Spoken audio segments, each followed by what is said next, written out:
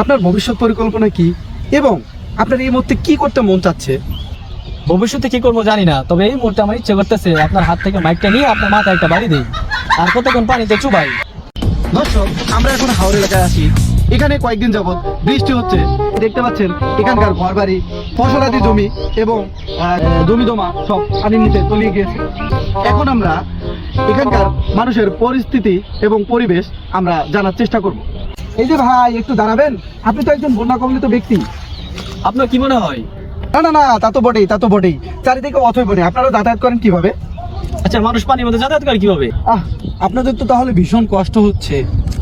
আপনার ধারণা কি? না, কষ্ট তো বটেই।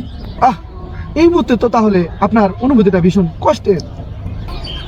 ওই যে দেখেন চারদিকে পানি আর পানি, থই করছে। যাওয়ার জায়গা নাই, শোয়ার জায়গা নাই, কোথাও যাওয়ার উপায় নাই। তাহলে এই মুহূর্তে অনুভূতিটা কষ্ট না হয় কি আরামের হবে?